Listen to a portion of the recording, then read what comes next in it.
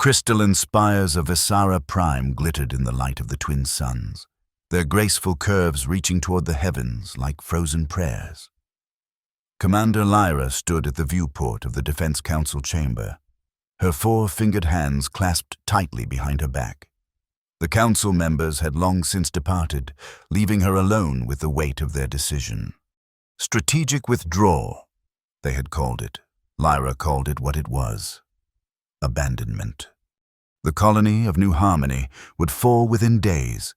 15 million souls, farmers, artists, teachers, left to the mercy of an empire that had none.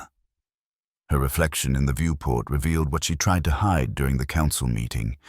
Exhaustion etched into her azure skin. Her luminescent eyes dimmed with worry. The ceremonial silver markings on her temples, symbols of her rank and accomplishments, felt like brands of failure. "Commander?"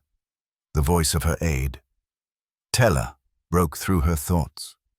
"The emergency broadcast system is ready." Lyra nodded without turning. "Thank you. Tella, I'll be there shortly." When the young aide had gone, Lyra allowed herself one moment of weakness, pressing her forehead against the cool, transparent steel of the viewport.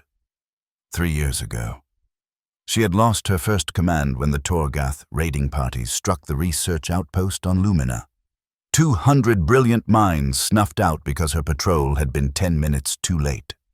The survivors had called her the Shield of Lumina for evacuating the remaining scientists. But she knew the truth. A shield doesn't arrive after the blow has fallen. Now, an entire empire bore down upon them, and she commanded not a shield, but a fragile glass wall. The Visara Republic had flourished for 9 centuries as a confederation of peaceful worlds united by commerce, art, and scientific discovery. Their ships traversed the stars not for conquest, but for knowledge. Their worlds blossomed with cities designed to complement, not dominate, the natural landscapes. Their defense forces existed primarily for rescue operations and the occasional pirate deterrence. They were utterly unprepared for the Torgath Empire. Straightening her uniform, a flowing garment of silver and blue that emphasized diplomacy over martial power, Lyra made her way to the broadcast center. The Visara Defense Council chamber lay at the heart of Capital City, a marvel of bioceramic architecture that housed the representatives of 87 worlds. Today, it would become a beacon for a desperate plea. As she walked the luminous corridors, Lyra passed the great murals depicting the founding of the Republic, the enlightened accord, the great sharing, the assembly of worlds. Beautiful ideals that now seemed fragile against the stark reality of a universe where some species evolved not to cooperate but to dominate. "We're ready to transmit on all frequencies, Commander," said the communications director as Lyra entered the broadcast center, "including the old emergency bands that haven't been used since the cosmic divide."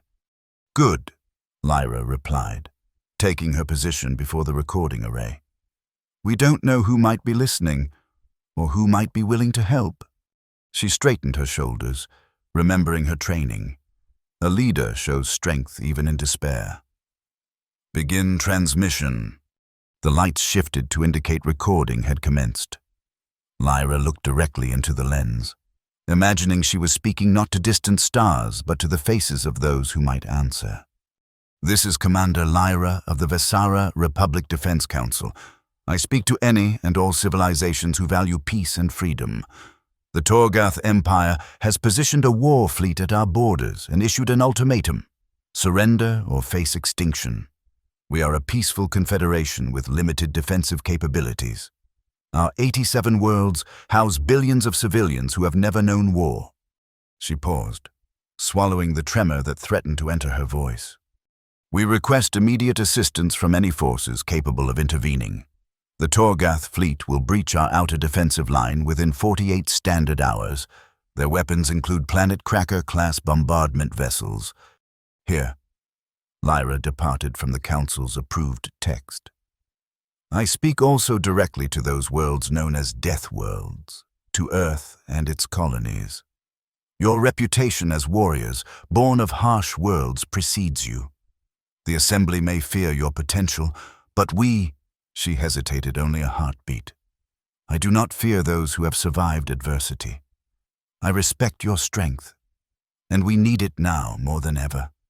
She ended the transmission with the formal closing. "May wisdom guide us all through darkness. Vesara stands ready to negotiate fair terms with any who come to our aid." The recording light dimmed in the silence that followed. The communications director looked at her with a mixture of awe and apprehension. "Commander, the Council didn't approve that direct appeal to the Deathworlders." Lyra's luminescent eyes hardened. "The Council approved a plea that would be ignored like all our previous diplomatic overtures. I made a choice to save lives rather than protocol." "But Earth's representatives were expelled from the Galactic Assembly just last cycle. Their delegates nearly came to blows with the Akrani delegation over mining rights in the Corellian sector." "Precisely," Lyra said, moving toward the exit. "The Akrani, who now sit comfortable in their neutrality while we face extinction. I'd rather ally with those who fight openly than those who hide behind procedure while worlds burn." As she left the broadcast center, her personal communicator chimed with an incoming message from Minister Arca, the refugee coordinator.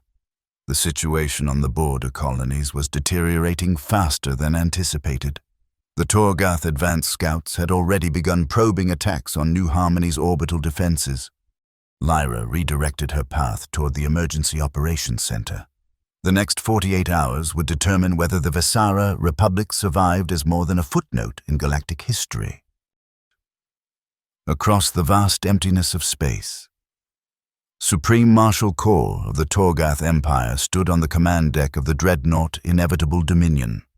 His massive form, encased in ceremonial battle armor adorned with the trophies of conquered worlds, cast a long shadow across the tactical display. "The Vesara transmission has been intercepted, Supreme Marshal," reported his communications officer. "They are broadcasting on all frequencies, including primitive bands. Shall we jam them?" Kor's scaled face remained impassive, but the membranes over his amber eyes contracted slightly, a sign of amusement among his kind. "No," he rumbled, his voice like stones grinding together. "Let them beg. Let the galaxy hear their weakness. It will serve as a lesson to any who might consider resisting us in the future." He gestured with a clawed hand toward the holographic display showing the Vesara border systems. "What of their defenses?" His tactical officer, a slender figure from one of the Empire's subjugated races, stepped forward. "Minimal, Supreme Marshal, automated defense platforms around major colonies. A scattered fleet of vessels primarily designed for atmospheric rescue and light patrol duties. Their weaponry is largely non-lethal, tractor beams, electromagnetic disruptors, and shield generators. They could delay but not stop even a fraction of our fleet." Kor grunted, a sound that sent a visible shudder through his subordinates. "As expected, the Vesara have spent centuries talking while we have spent centuries preparing. Their worlds are rich with resources they lack the strength to defend. Their people will make adequate workers for the less hospitable mining operations." He turned to his second-in-command. "Sub-Marshal Vex, deploy the fleet in assault formation. I want the outer colonies isolated before they can evacuate. Target their communication arrays first, then their atmospheric shields. Let them experience terror before we offer them servitude." "And should they receive aid, Supreme Marshal?" Vex asked, his tone carefully neutral. Kor's membranes flickered again, this time in contempt. "From whom? The Assembly debates while worlds fall. The trading cartels calculate profit margins. The spiritual collectives meditate on the nature of existence." He turned back to the display. "No, Sub-Marshal, no one will come. The weak perish. The strong conquer. This is the law of the cosmos that the Vesara have denied for too long." As the Torgath fleet moved into attack positions, alarms blared across the Vesara colonies. The nightmare that had haunted the edges of their peaceful existence for generations had finally arrived in full force on New Harmony, the most vulnerable of the border colonies. Panic erupted as the first Torgath scout ships appeared in the upper atmosphere. The colony's governor, a respected philosopher named Seren, called for calm as evacuation transports began loading civilians. "Please proceed to your designated gathering points." Seren's voice echoed through the public address systems. "Priority will be given to children, the elderly, and medical cases. Bring only essential items. Our defense shield will hold until the transports can depart." But even as he spoke, the orbital defense stations went silent one by one, picked off by Torgath fighters, the elegant spires of New Harmony, designed to channel the planet's natural energy for heat and power, now served as beacons for the enemy's targeting systems. In the capital, Minister Arca coordinated the emergency response, her small frame seemingly everywhere at once as she directed relief workers, prioritized evacuations, and tried to maintain communication with outlying settlements. "We need those medical transports diverted to the eastern provinces," she instructed, her voice firm despite the chaos. "The agricultural communities there have no local shuttle port." A young aide approached her, face ashen. "Minister, the orbital defense grid has fallen. Torgath landing craft have been detected approaching the northern continent." Arca closed her inner eyelids briefly, a Visaran gesture of prayer. "How many did we get out?" "Approximately 60% of the urban population, but the rural areas." She didn't need him to finish. The rural areas, with their scattered homesteads and limited transportation, would bear the brunt of the first assault. Thousands of families who had spent generations cultivating New Harmony's fertile plains would face the Torgath ground forces with nothing but farming implements and desperate courage. "Maintain evacuation operations as long as possible," she ordered, "and get me a secure channel to Commander Lyra. She needs to know we won't complete the evacuation before they land." As the situation on New Harmony deteriorated, the Galactic Assembly convened an emergency session. Representatives from 200 spacefaring civilizations gathered in the vast circular chamber on the neutral station Concordia. The Visara delegate, Ambassador Nal, stood at the central podium, his usual diplomatic composure cracking under the strain. "Even as we debate, Torgath warships bombard civilian targets on New Harmony," he said, his voice trembling. "The colony's shield generators will fail within hours. We implore the Assembly, enforce the non-aggression protocols, sanction the Torgath Empire, send peacekeeping forces." The Assembly President, a gas phase entity contained within an ornate hovering vessel, emanated patterns of light that the translation systems rendered into speech. "The Assembly recognizes the representative from the Akrani Consortium." The Akrani delegate, a tall humanoid with metallic skin that reflected the chamber's lights in dazzling patterns, rose from his seat. "While the consortium sympathizes with the Visara Republic's situation, we must point out that they rejected our proposal for a mutual defense pact just 3 cycles ago. Their current predicament is the natural consequence of prioritizing cultural development over security concerns." Murmurs rippled through the chamber as other delegations signaled their desire to speak, one by one. Excuses and justifications replaced offers of aid. The Meridian Collective could not spare ships due to the quantum anomalies in their home sector. The Solaran Protectorate expressed deep concern but cited their ancient treaty of non-interference. The Vex hegemony bluntly stated that opposing the Torgath would only invite their wrath elsewhere. Ambassador Nal's luminescent eyes dimmed as each potential ally withdrew behind politics and self-interest. "Does no one remember?" he finally said, his voice quiet but carrying through the hushed chamber. "That when the pandemic ravaged the Akrani worlds, Visara medical ships were first to respond? That when the Solaran colony on Persephone faced extinction from solar flares, our atmospheric specialists worked tirelessly to establish new shields?" He looked around the chamber, meeting the averted gazes of species his people had aided over centuries. We have always come when called, always, and now, in our darkest hour, we stand alone.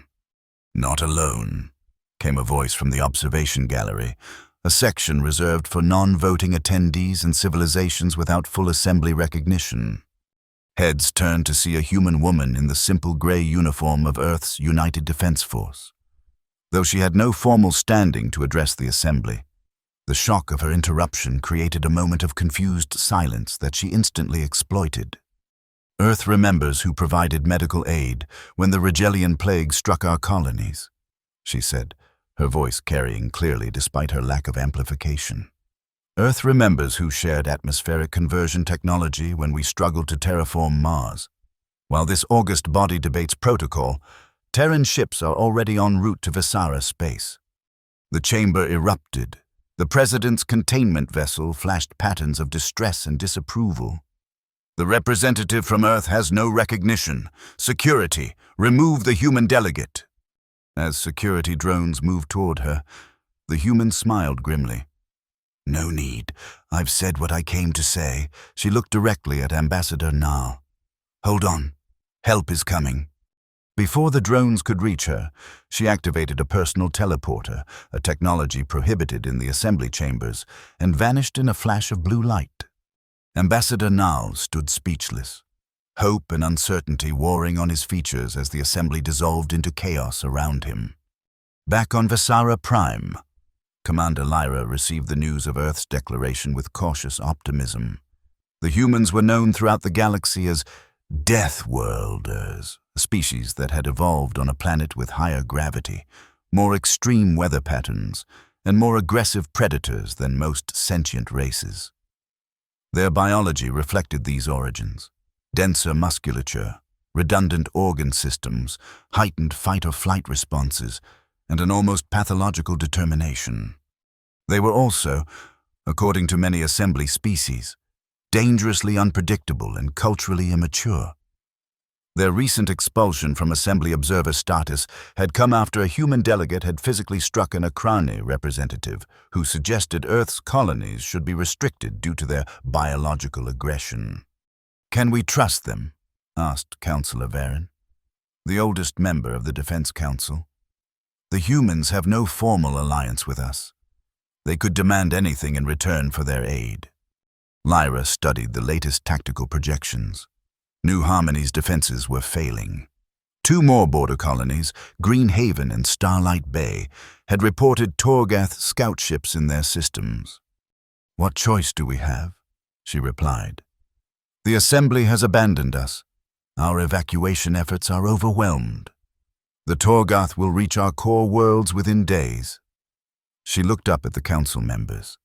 I would rather negotiate terms with allies after surviving than maintain our principles while our people are enslaved or worse. And if the humans demand control of our worlds in exchange for protection, pressed Councillor Taris, her ceremonial robes rustling as she leaned forward, we could be trading one master for another. Lyra's luminescent eyes flashed. The humans have never conquered an inhabited world. The Torgath have conquered 17 in the past decade alone. I know which risk I prefer. Before the council could debate further, an aide rushed in with an urgent communication. Commander, we've received a transmission from Captain Rel of the Torgath cruiser, Relentless. He's requesting asylum and offering tactical information on the Torgath fleet movements. A defector. Lyra felt the first stirring of genuine hope. Bring him in under guard, and prepare a secure channel to Earth's Defense Command.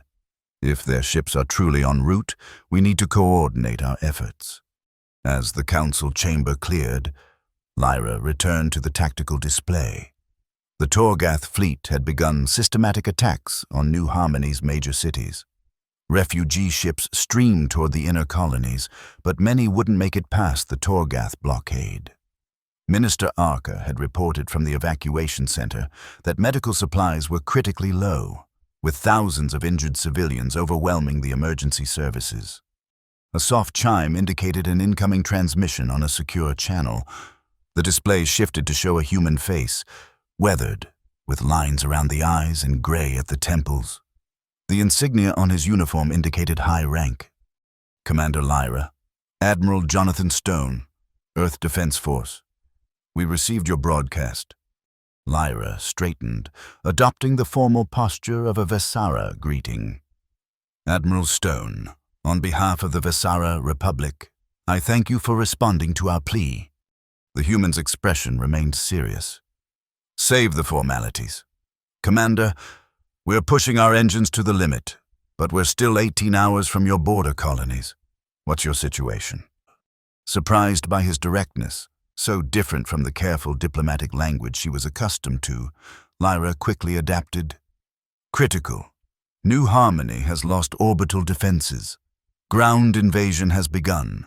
2 other border colonies report Torgath scout ships. Our civilian evacuation is approximately 60% complete, but the Torgath are targeting refugee vessels. Stone nodded, making notes on a pad off-screen. Your military capabilities? Lyra hesitated only briefly. Limited. 200 defense vessels spread across 87 worlds, primarily equipped with non-lethal deterrents. Our atmospheric shields can withstand conventional bombardment for approximately 72 hours. But the Torgath have Planet Cracker-class weapons that could breach them in minutes. And your people? How will they react to a combat situation, to alien troops on their soil? The question caught her off guard. I don't understand. Stone's expression softened slightly. Commander, from what I know of Vesara culture, your people have lived in peace for nearly a millennium. Earth history suggests that civilians unexposed to conflict often panic when suddenly thrust into war zones. This affects evacuation efforts, medical response, even basic coordination. Understanding dawned. The Admiral wasn't questioning her people's courage, but anticipating practical problems she hadn't considered.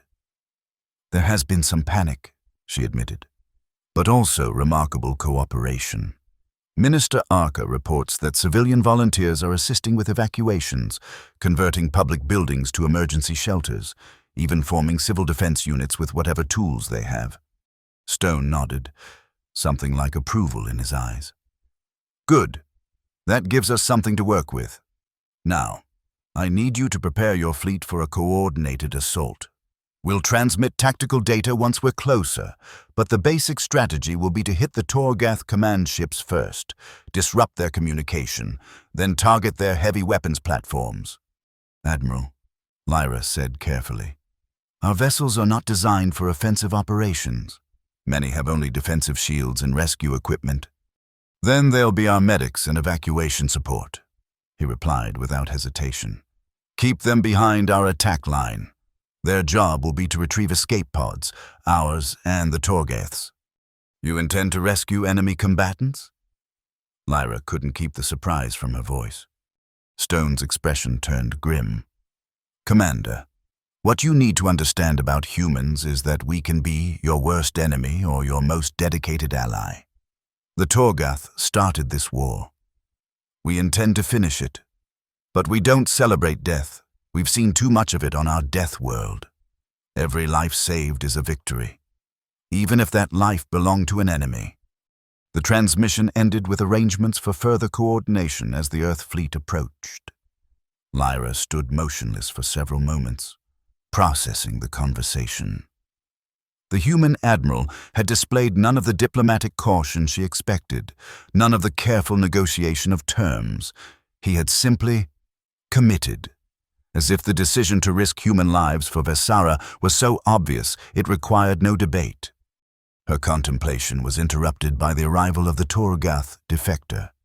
Captain Rel entered under guard, his massive frame dwarfing the Vesara security officers. Unlike Supreme Marshal Corps, Rel wore his battle armor without trophies or adornment. His scaled skin bore the faded green hue of a Torgath past their physical prime, and one eye was covered with a cybernetic replacement. Commander Lyra, he said, his voice surprisingly soft for his size.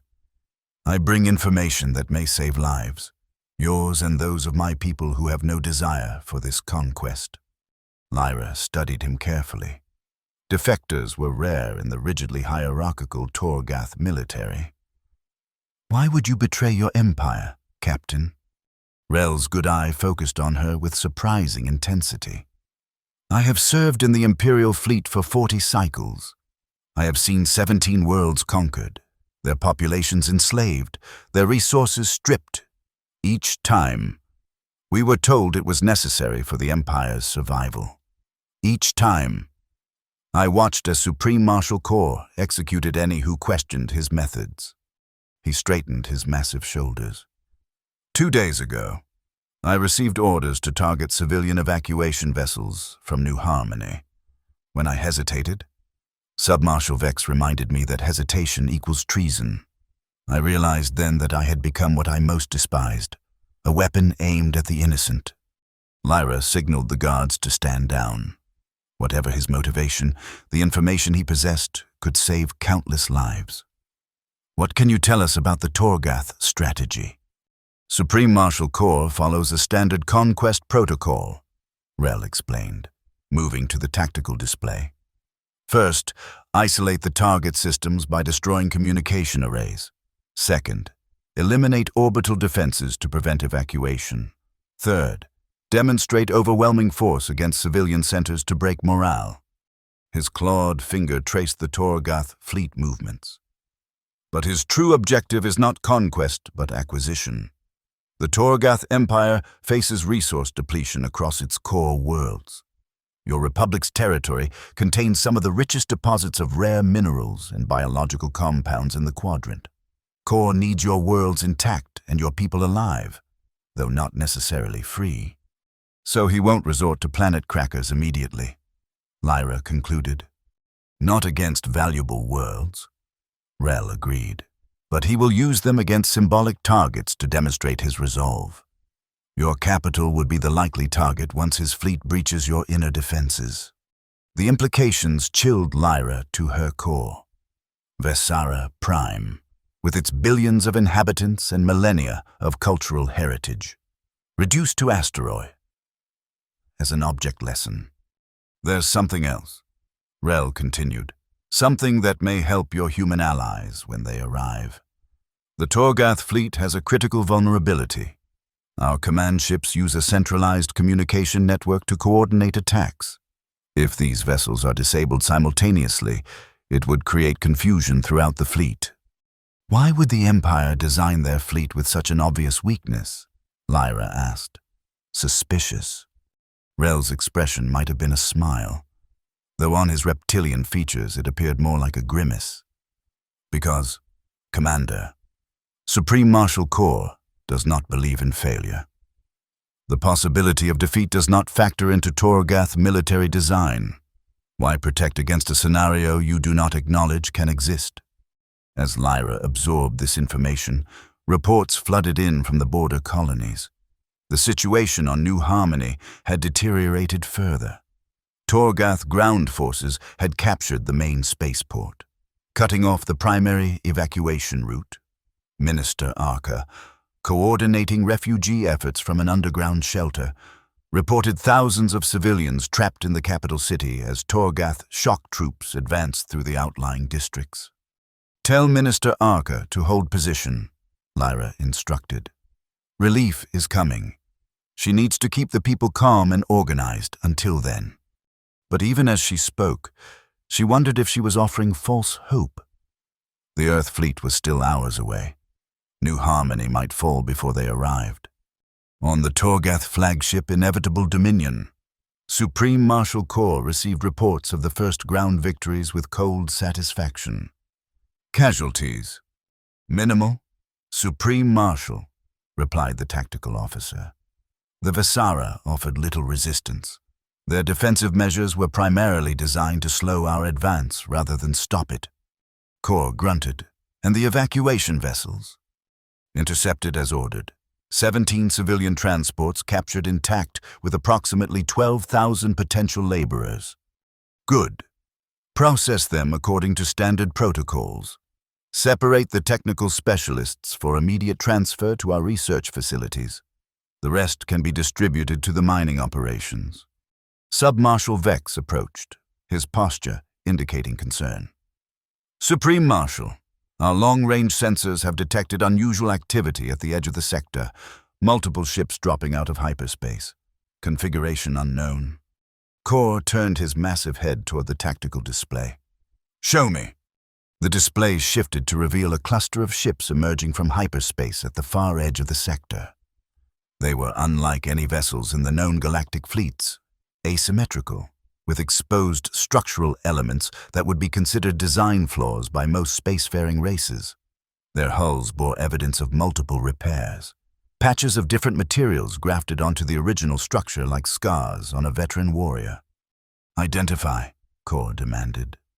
The tactical officer worked frantically at his console. No match in our database. Supreme Marshal. Wait, receiving identification signals now. He paused, his scales paling slightly. They identify as Earth Defense Force. Deathworlders. A murmur ran through the command deck. The humans were known primarily through rumor and intelligence reports. Their ships had never been encountered this far from their territory. Kor's membranes contracted in contempt. How many? 50 vessels, Supreme Marshal, varying sizes, but all appear to be combat capable. Against our 300, they are either brave or suicidal. Kor turned to his weapons officer. Target their lead vessels. Show them the consequence of interfering in Imperial matters. As the Torgath dreadnoughts repositioned to confront this new threat, Admiral Stone's fleet accelerated toward the embattled colonies. On the bridge of the Earth flagship Defiant, Stone studied the tactical display showing the massive Torgath armada. Quite a welcoming committee, observed his executive officer. Commander Rodriguez. 300 ships against our 50. Those aren't great odds, Admiral. Stone's weathered face creased in a grim smile. Depends on how you count. XO, we're not here to match them ship for ship. We're here to cut off the snake's head. He turned to his communications officer. Establish contact with Commander Lyra. It's time to coordinate our attack. Within moments, Lyra's image appeared on the main screen. The Visara commander looked exhausted but resolute. Admiral Stone, your arrival is timely. The Torgath have begun bombardment of Greenhaven's atmospheric shield generators. We've detected their weapons powering up, Stone confirmed. Commander, we've received your tactical data, including the information from the Torgath defector. Based on this, we've identified their command vessels and communication hubs.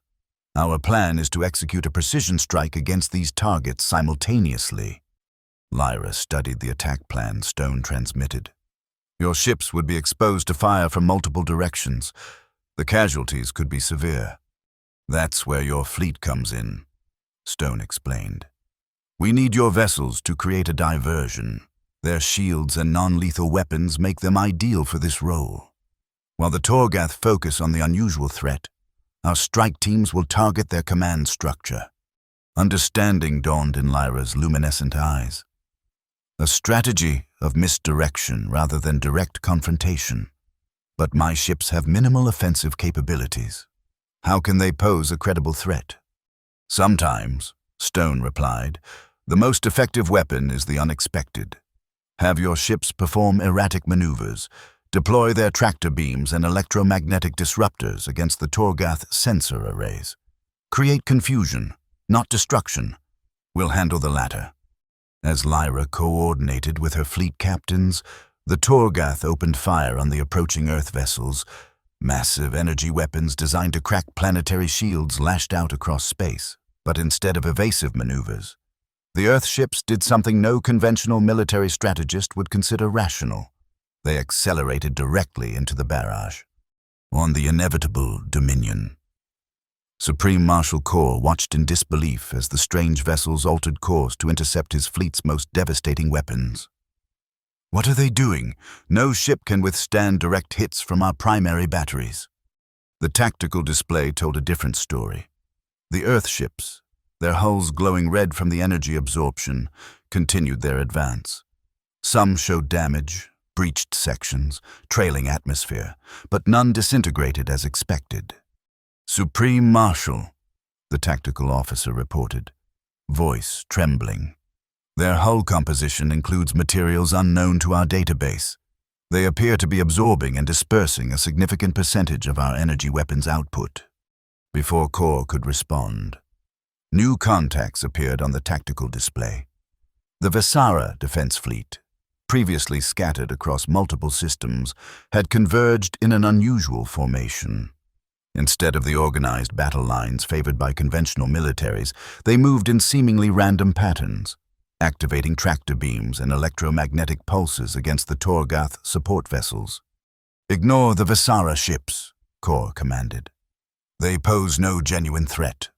Concentrate all fire on the Earth vessels before they reach our defensive perimeter." But the Visara's unorthodox maneuvers had already achieved their purpose. Torgath targeting systems, calibrated for predictable enemy movements, struggled to lock on to the erratically moving vessels. Communication between Torgath ships became cluttered with conflicting reports and redundant orders.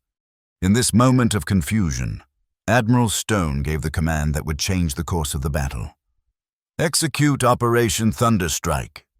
From the seemingly damaged Earth vessels, smaller craft emerged, attack shuttles carrying strike teams. While the Torgath focused their sensors on the larger ships, these shuttles slipped through the defensive screen, approaching the 6 command vessels identified by Captain Rel's intelligence.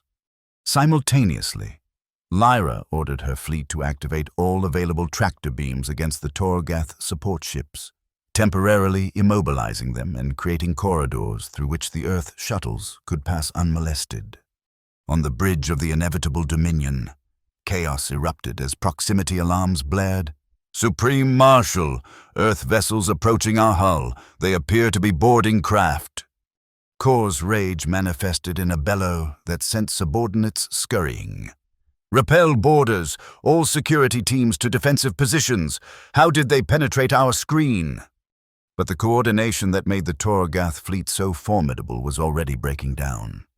As Earth strike teams breached the 6 command vessels simultaneously, they targeted not the bridges but the communication hubs, the central nodes through which Supreme Marshal Core transmitted his orders to the entire fleet.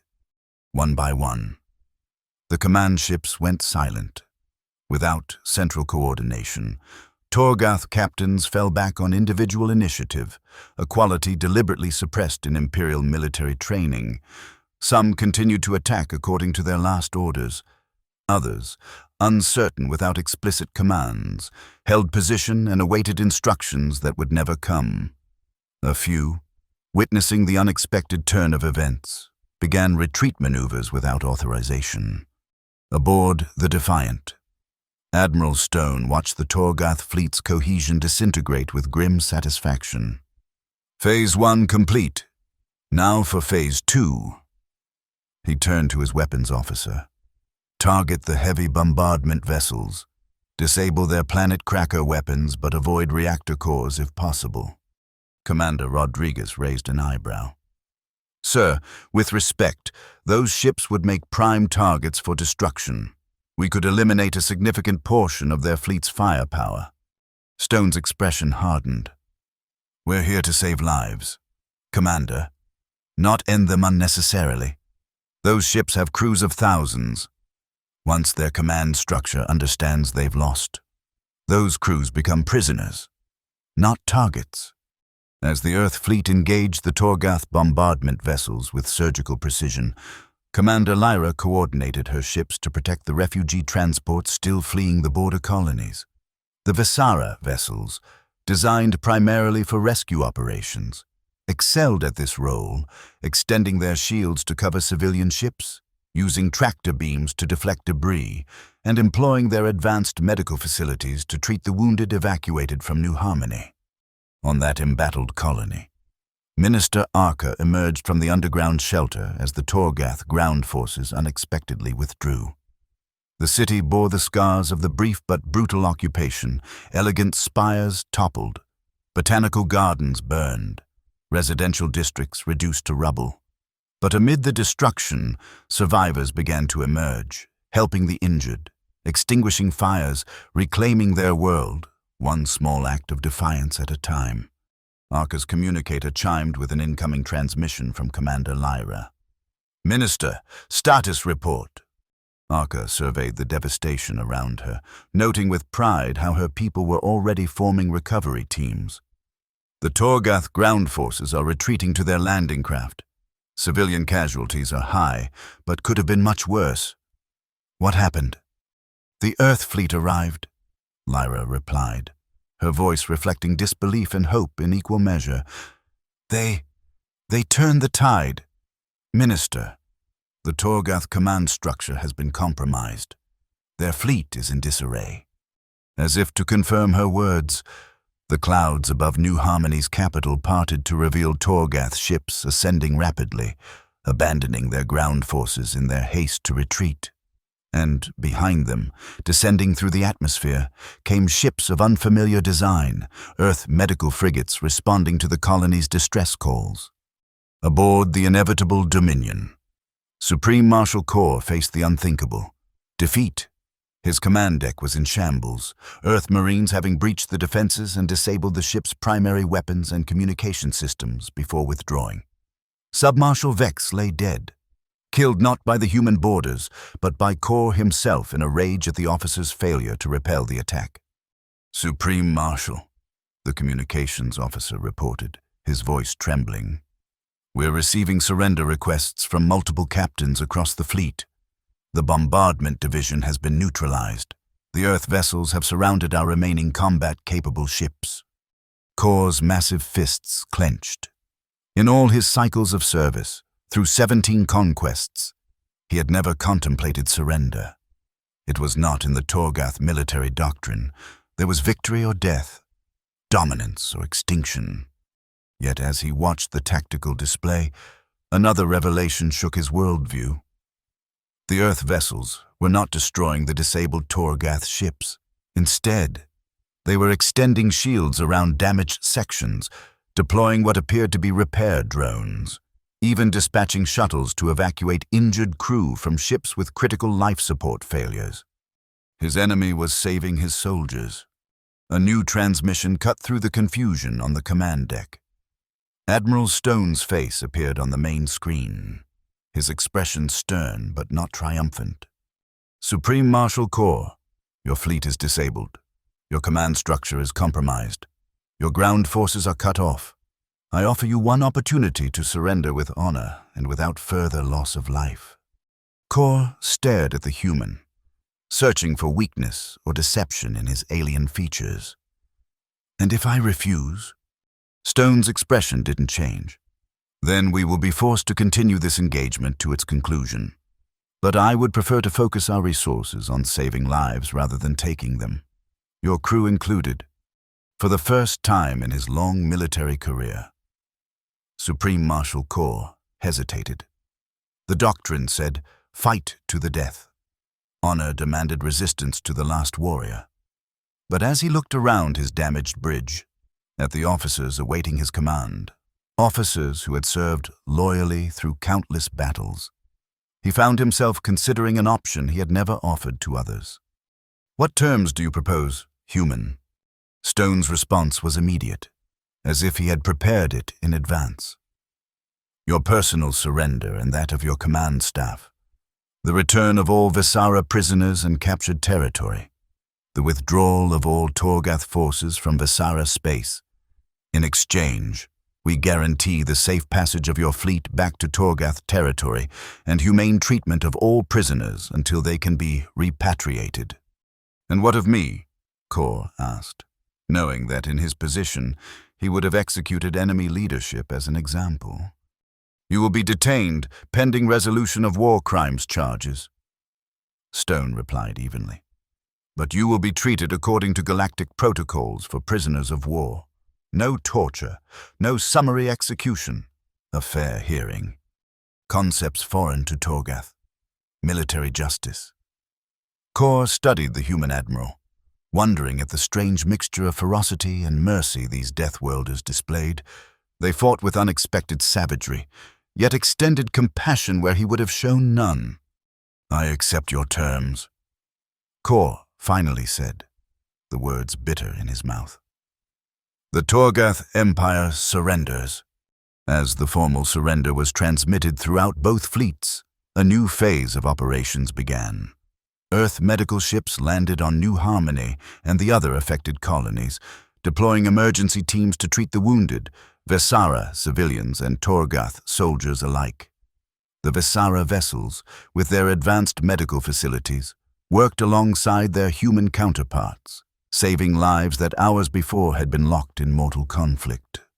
Commander Lyra, coordinating efforts from her command ship, watched in amazement as human medical personnel treated injured Torgath with the same urgency as Vesara civilians. When she questioned Admiral Stone about this approach, his response illuminated another aspect of human philosophy. The best way to create a lasting peace isn't to humiliate your defeated enemy, but to show them a better way. Every Torgath soldier who returns home having received compassion rather than cruelty becomes a potential advocate for change within their own society. In the days that followed, as the immediate crisis subsided, representatives from Earth, Vesara, and the Torgath Empire, now represented by a provisional council following Kor's detention, met aboard the neutral station Concordia. The Galactic Assembly, belatedly recognizing the significance of events, sent observers but was pointedly excluded from the primary negotiations. Ambassador Nal, representing Vesara, opened the proceedings with a formal statement of gratitude to Earth. Admiral Stone, serving as Earth's chief negotiator, acknowledged the thanks but quickly moved to practical matters. "What we propose," he said, "is not merely a ceasefire, but a new framework for security in this sector. A defense and mercy pact that combines military alliance with humanitarian principles." The Torgath representative, a former fleet commander named Thax, who had supported Captain Rel's defection, regarded the proposal with skepticism. "The Empire has always stood alone. Our strength is our independence." "And where has that strength led you?" asked Commander Lyra, who had been appointed special envoy by the Vesara Council. "To declining resources, to desperate conquests, to a defeated fleet and a disgraced Supreme Marshal." Stone intervened before tensions could escalate. The pact would guarantee all signatories access to essential resources through fair trade rather than conquest. It would establish mutual defense obligations while respecting the sovereignty of each member world. And most importantly, it would codify principles for the humane treatment of all sentient beings, even in times of conflict. These principles already exist in assembly protocols. Thax pointed out, "Protocols that did nothing to protect Vesara when we attacked." "Exactly," Lyra agreed. "Which is why this pact would exist outside assembly oversight. It would be a practical alliance of worlds committed to action rather than debate." As the negotiations continued over several days, the framework of the pact took shape. Earth would provide military expertise and protection. Vesara would contribute medical technology and diplomatic experience. And the Torgath, in a stunning reversal of centuries of isolation, would offer their unparalleled knowledge of shipbuilding and mineral extraction. Other worlds, watching the proceedings with interest, began sending unofficial observers. Species that had long feared both human unpredictability and Torgath aggression saw potential in an alliance that might channel these qualities toward constructive ends. On New Harmony, Minister Arca oversaw the rebuilding efforts. The elegant spires would rise again, but with reinforced cores and distributed shield generators, beauty adapting to accommodate new realities without surrendering to them. Earth Engineering Corps worked alongside Vesara architects, combining human pragmatism with Vesaran aesthetic principles. Captain Rel, granted asylum and a position as liaison between Vesara and those Torgath who wished to defect from the Empire's militaristic regime, established a settlement for his compatriots who sought a different path. They named it Second Chance, a concept previously absent from Torgath language and culture. And Commander Lyra, standing once more at the viewport of the Defense Council chamber, watched the distant lights of Earth vessels patrolling Vesara's space. The Council had unanimously ratified the Defense and Mercy Pact, acknowledging that their millennium of isolation had ended, not with subjugation, as they had feared, but with alliance. Admiral Stone joined her at the viewport, his human frame shorter than her Vesseran height, but somehow occupying space with a presence that belied physical dimensions. "Your people are adapting remarkably well," he observed. "Change isn't easy, especially for a civilization as established as yours." Lyra's luminescent eyes reflected the starlight. "We've had to confront uncomfortable truths, that peace requires protection, that sometimes strength lies in asking for help. And we've learned that victory means nothing if it leaves devastation in its wake." Stone replied, "That fighting without mercy ultimately serves no one." Together they watched as a former Torgath dreadnought, now repurposed as a hospital ship, departed for a humanitarian mission to a neutral world suffering from a natural disaster. Aboard were Vesera medical specialists, Earth security teams, and Torgath engineers, former enemies united in common purpose. "When I sent that desperate plea," Lyra said quietly, "I hoped for rescue. I never imagined transformation." Stone smiled, the expression softening his weathered features. "That's the thing about reaching out across the stars. Commander, you never know what will reach back. Sometimes it's exactly what you need, even if it's not what you expected." As the first light of dawn broke over Vesera Prime's crystalline spires, casting rainbow refractions across the council chamber, Lyra thought of all the worlds that had ignored their plea in their darkest hour. The careful politicians, the strategic neutrals, the calculating observers. None had foreseen that the alliance born of desperation would reshape the power dynamics of the quadrant. The Deathworlders had come not to conquer, but to connect. And in doing so, they had demonstrated that true strength lay not in domination, but in the courage to extend mercy even to those who had shown none. It was a lesson Supreme Marshal Kor was learning in his detention, as he watched with growing comprehension how differently things might have been. It was a lesson the Galactic Assembly was reluctantly acknowledging as member worlds increasingly looked to the Pact rather than Assembly resolutions for practical solutions. And it was a lesson Lyra herself embraced as she moved from military command to diplomatic leadership, helping to forge connections between worlds that had previously viewed each other with suspicion or disdain. The universe, she had discovered, was far more complex than the peaceful Vesara philosophy had acknowledged. But it was also far more hopeful than the harsh Torgath doctrine had allowed. Somewhere between these extremes lay a path forward, a path illuminated not by the cold light of distant stars, but by the warm glow of unexpected friendship across the cosmic divide.